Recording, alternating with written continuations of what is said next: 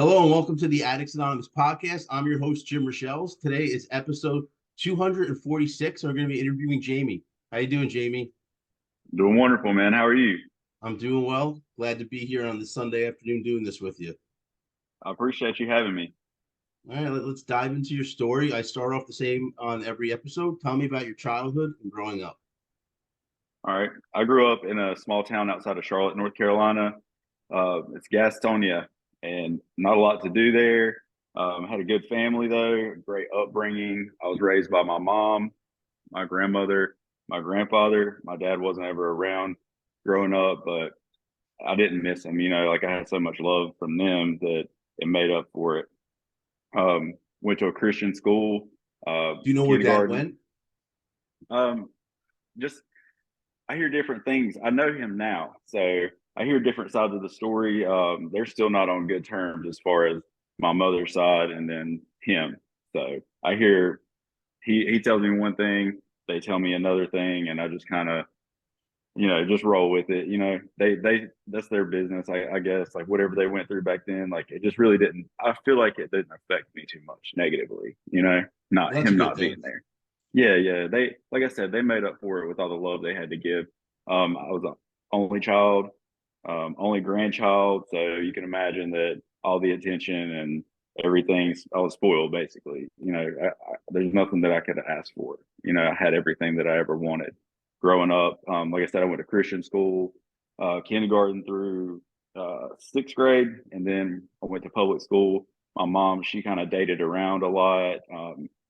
Mostly good men up until I got into high school, but I'll leave that for a little bit later.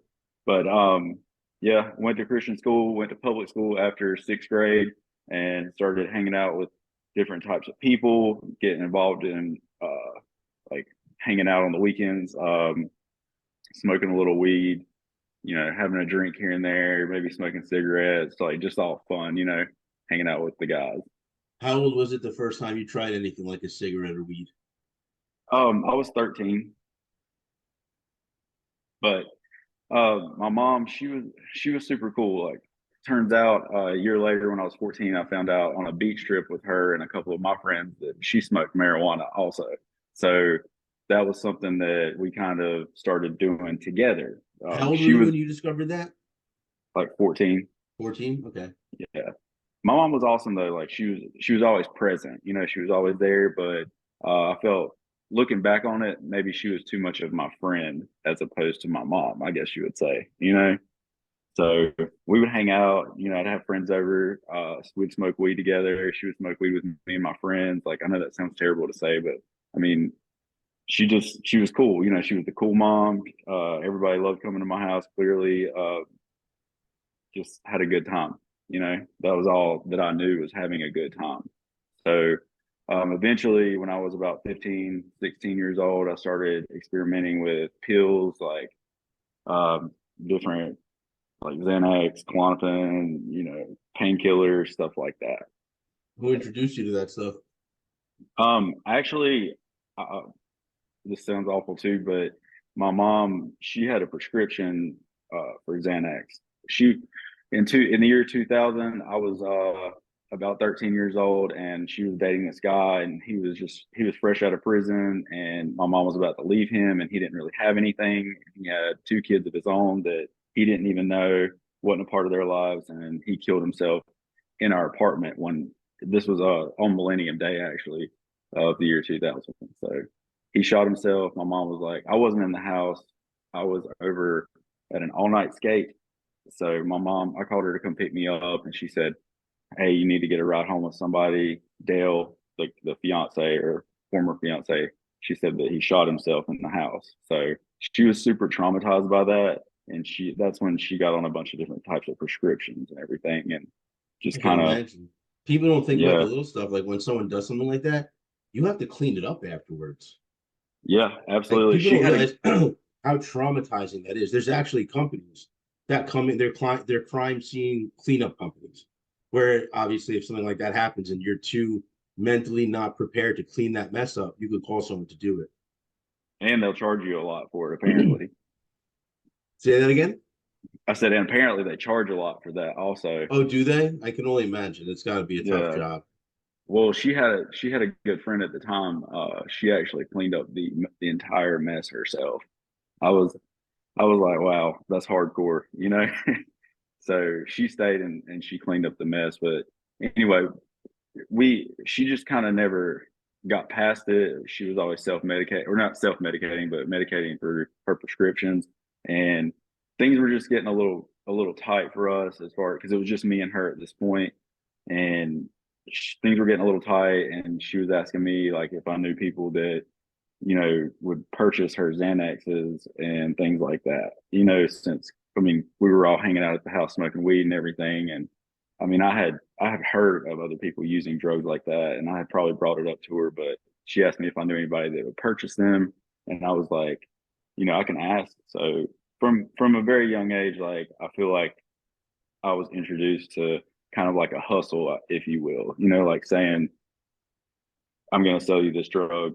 And she told me she would give me some in return or give me some money or whatever, things like that. So that mentality kind of stuck with me. And then me and another friend, we decided to start selling because we were just smoking weed and doing a little pills at this point. We'd start selling weed on top of it. We'll start selling weed to the people that come over to the house. They can hang out and smoke weed with us. Like it wasn't ever about trying to make money. It was just kind of, you know, we were cool. We were the cool guys that had the weed and the place to chill and party and things like that. So we did that, and it was just fun for a while. And then I started catching, I got a simple possession charge here and there, got a couple of DUIs. Um, I lost my, I was going to, I was playing baseball since I was a kid, playing baseball all through high school. My 11th grade year, I got caught with weed at school in my vehicle because I had skipped school. Things were just kind of falling apart by the time I was like 16, 17 years old. I was doing the pills, smoking weed, drinking, getting caught with it, getting caught drinking and driving. Lost my license for a year, like before I was even 18.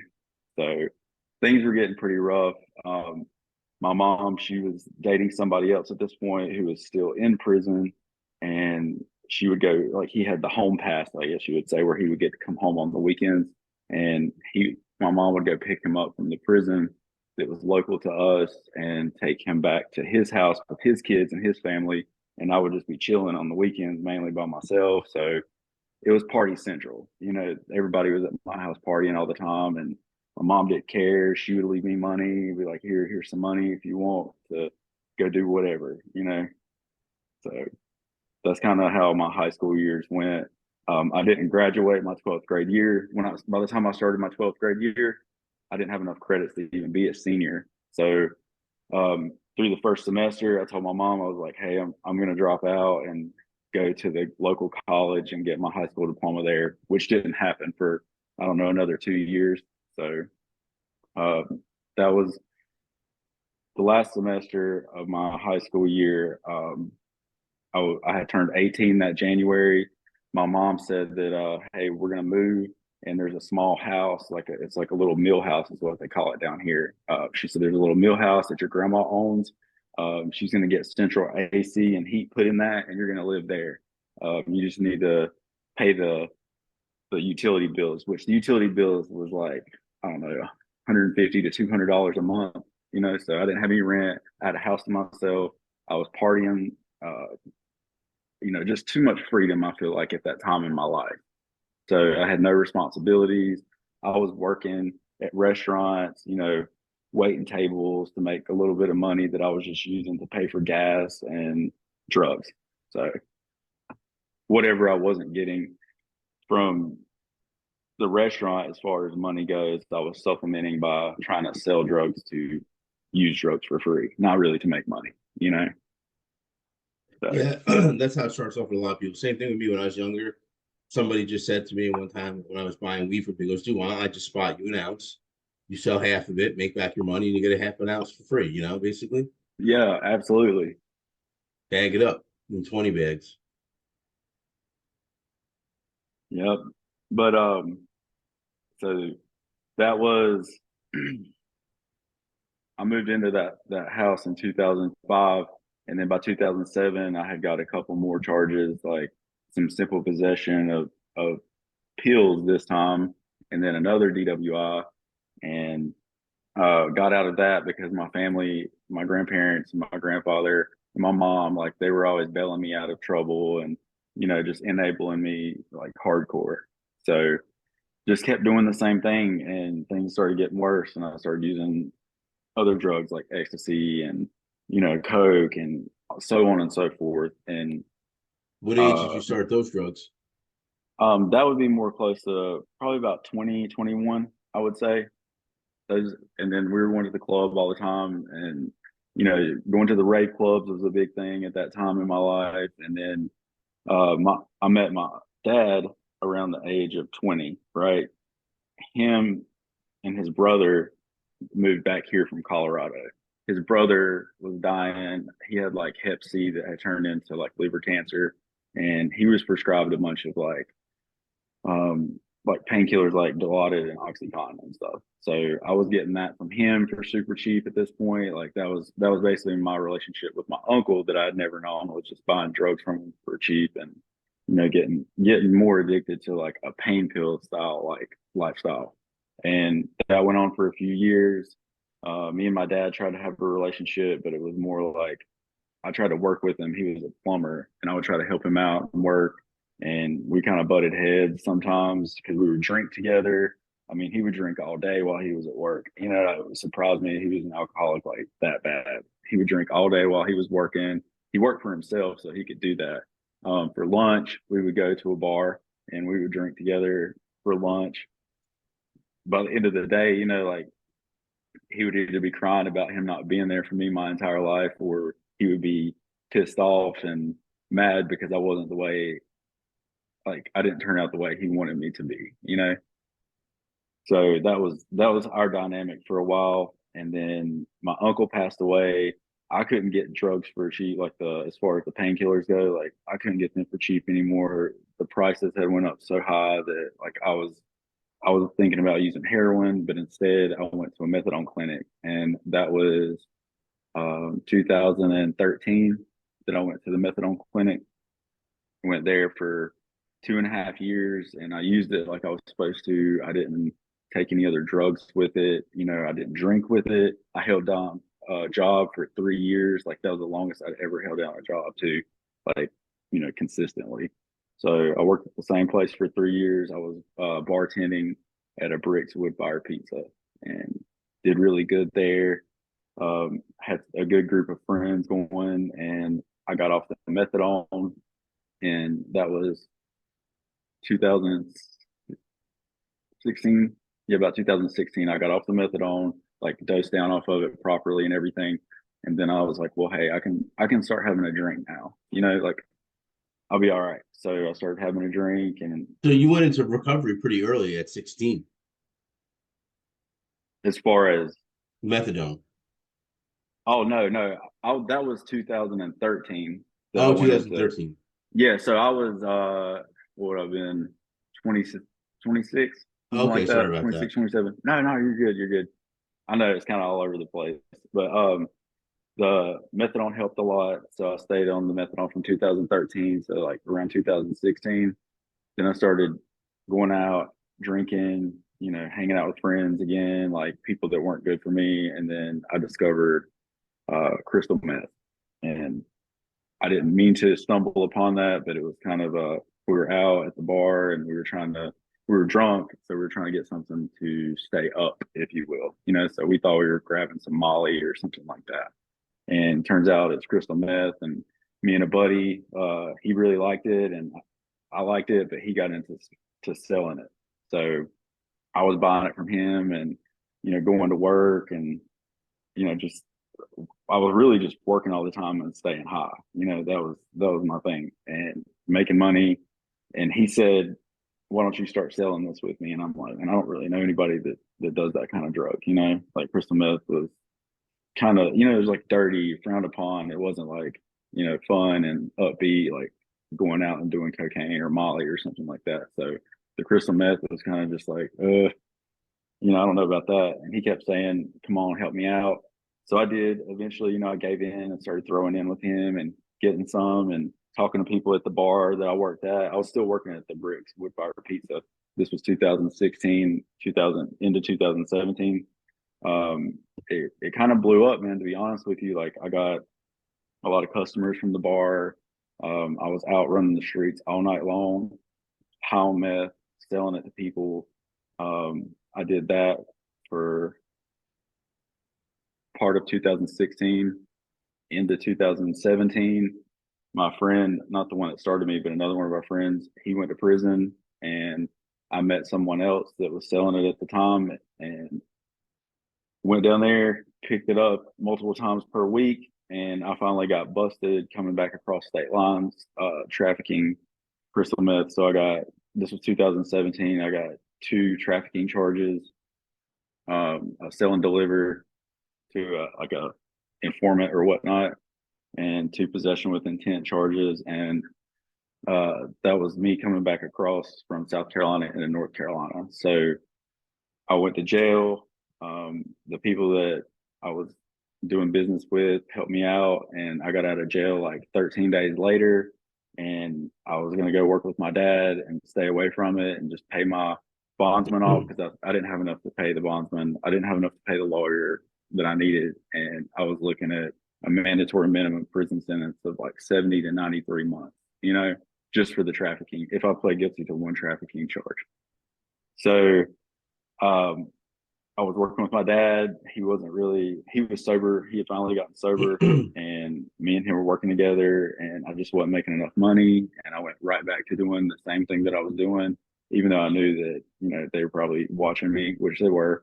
And I did the same things and kept selling from like the middle of September until it was like October the 27th. So um, I pulled up at my house one evening and got arrested immediately when pulling up to my house, and then taken up to my apartment, and the apartment searched as well. And I caught more charges. So I went to jail from October 27th, 2017 until May 30th, 2018. So I was there for like 7 or 7.5 months. And I had a public defender that was awesome for me. And I found out about this place called Trosa, and that's in Durham, North Carolina. It's a 2-year inpatient type program. It's like a kind of like a work-based program. So I wrote a letter to them. I found out through another one of the inmates in the county jail. So I wrote them a letter, and I was like, hey, this is where I'm at in my life. Basically, everything that I've told you. And they told me that they would give me a chance if I could get my charges taken care of, I can come there. And so I gave it to my public defender, and he talked to the DA, and I had never been in any kind of like felony trouble before. So they got my trafficking charges reduced down to attempt to traffic charges, which doesn't carry a mandatory minimum prison sentence in North Carolina for those. So they told me, they said, well, we're going to let you go to this program, and we'll suspend your sentence. And if you complete the program, then you'll be done with it. And I was like, awesome, you know? So that's what I did. I got out of jail on May 30th. I'd been clean, you know, in jail the whole time. Didn't plan on using any drug or anything. I got out of jail on May 30th, and that same very night, like I was using meth in at my mom's house, like in her like spare room, you know. And then I took her car and didn't come home for the next 3 days. And my grandparents and her was like, look, you know, if you don't go, we're going to call the probation officer and then have them come pick you up and take you back to jail, and you can go to prison. And I was like, you know, all right. So I left. I took their car home, and then we drove to Durham the next day. And um, I've been clean. I got there on June 5th, 2018, which was my clean date, and has been since. So Good for you. How did rehab treat you? That's a long time, 2 years. I know that's why I was running, man. I was running from myself. I was running from that. I was like 2 years of my life. It's insane. But I mean, it is the best thing that ever happened to me. You know, it really was. I left that morning to go up there. I hadn't been to sleep in 3 days, like, and I didn't know what to expect. I was nervous. And I mean, I showed up at this place that looked like a community college campus, which was surprising. It was nice, you know. So that kind of settled me down. Went in, watched a video. Don't remember what the video was about. Like, you know, like I said, I hadn't been sleeping a couple of days.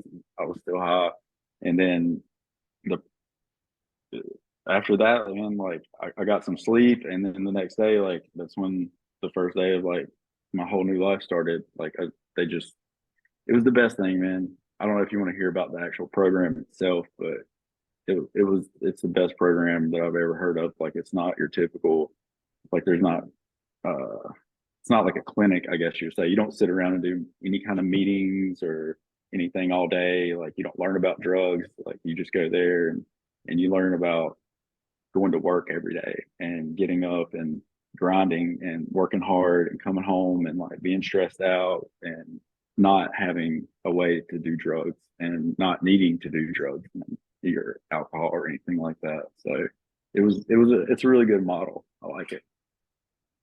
And all that matters is that it worked for you. Yeah, absolutely. So how's life treating you now that you're sober nowadays? It's good. It's actually great. Sitting here. Okay, so I started the program June 5th, 2018, and then it's a 2-year program. After 21 months of being in the program, which would be March, it would have been March of 2020. So at 21 months, you have a decision to make where you can either stay on in the program even longer if you want and become a postgraduate, which means you continue to be like a resident in the program, but you just have like a little bit more responsibility and they start giving you a stipend. It's like, I think it's like $100 a month. Like you get a cell phone, they pay for your cell phone. I mean, you got your food, your housing, your clothing, everything comes from them. So they give you some like, kind of like walking around money, I guess you would say, to Yeah. stay on if you want to stay on there and you need more time to heal. So, I mean, you got to think a lot of us, you know, been doing what we were doing out on the, you know, before we got sober for what, you know, 10, 15, even longer, sometimes years. And it takes a long time to like rewire your brain for some people, I guess. So they give you the opportunity at 21 months to stay in the program, or you can go on workout, which means they get you a cell phone and they provide you transportation. You still live on campus and they take you like as far as the transportation, like they'll take you back and forth to your job within a 25-mile radius. So you start actually working and making money and they provide you with a place to live. So everything you make, your check, you turn into them after 3 months. So the 20 like through the 21 to 24 months, you accumulate, you know, 3 months worth of like money that you've been, you know, at this job for however long or for 3 months. So at the end of it, they give you all your checks. So you have like a little nest egg once you're done. So that was really cool. I took advantage of that. I went on workout. I did that from March till June.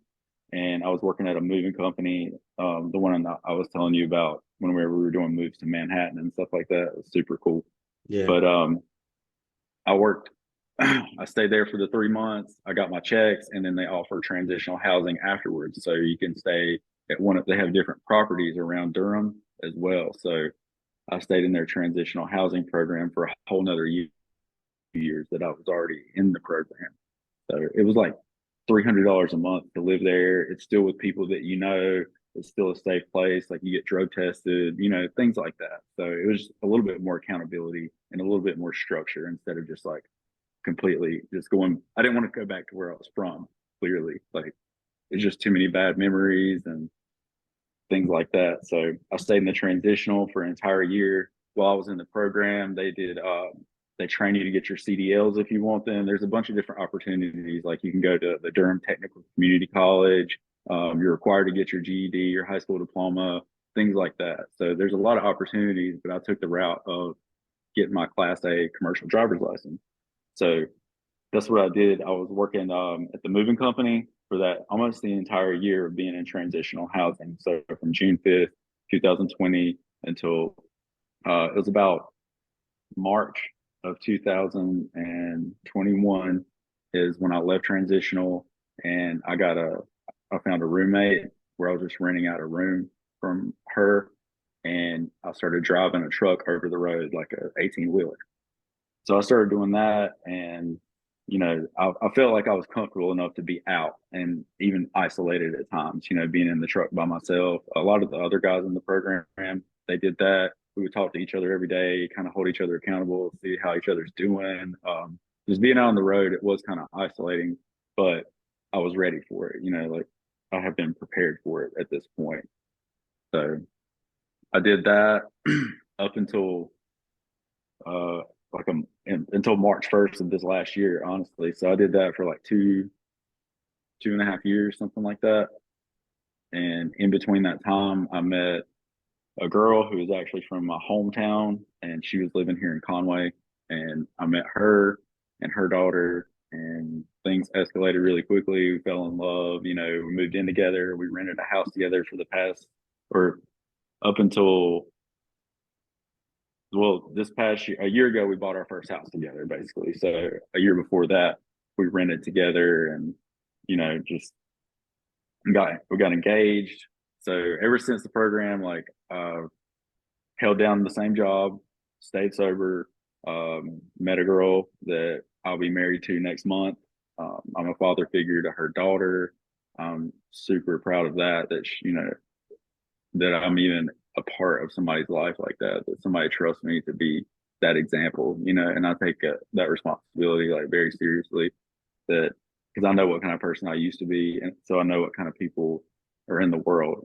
So now I get an opportunity to be an example to her of how a man is supposed to act and how a man is supposed to treat a woman. Like her mother as well as her. So that's cool. Um, Everything's great, man. I just got an actual like the company I was working for, the trucking company that I was working for, they didn't offer benefits or anything like that. It was just kind of like you just work for them, you get paid a certain amount per mile. And now the job that I took here recently, like it gets me home. I'm home every night now. Because before I wasn't. I was on the road for a week at a time, and I would get home maybe on the weekends. And now I get to be home every night and enjoy the house that we have together. Enjoy seeing her go play softball. She does like play practice. Things like that. Just actually getting to be here and enjoy life. So everything is super great, man. That's awesome. I'm happy for you. Thanks. Sounds like you've come a long way since getting sober. I I promise I have, man. It still blows me away. Like just to see where I'm sitting now compared to where I was at almost 5 years ago. Yeah, So it's a big deal. That's a long time, and that's a big deal. thank you. I appreciate that. So, did you have anything else you wanted to chat about before we get going? No, no, good. If you I want are, to say, I do want to say like as far as if there's anybody out there listening, if they're interested in that program, if I can give that program a shout out, if that's cool, you yeah, know. absolutely. Yeah, it's TROSA, it's Triangle Residential Options for Substance Abusers, and you can look at their website. It's trosa.org. Um, that's in Durham, North Carolina. Like I don't get, like I said, I don't get paid by them or anything, but I truly owe that place like my life. Even if you're not addicted to drugs and alcohol, like it's a good place to go and get like completely reset because you get a restart on your life there. The only thing I tell people, like, I know 2 years is a long commitment, but the only thing you're really walking away from is all your stress and all your problems. You're leaving it kind of behind you for a little while and getting your mind right so you can go back out and take on that stress or, just get away from it altogether. So, pretty cool place for sure. Yeah, sounds like it. All right, my friend. So let's get going here. I just want to say once again, thank you so much for doing this. It really means a lot. I loved hearing your story, and I appreciate you opening up to us. Thank you. I appreciate you having me. Thank you so much. All right, my friend, sit tight. And for Yes, sir. everyone watching and listening, if you like what you saw and heard, go below and give us a like. Also, subscribe to see when we upload new videos.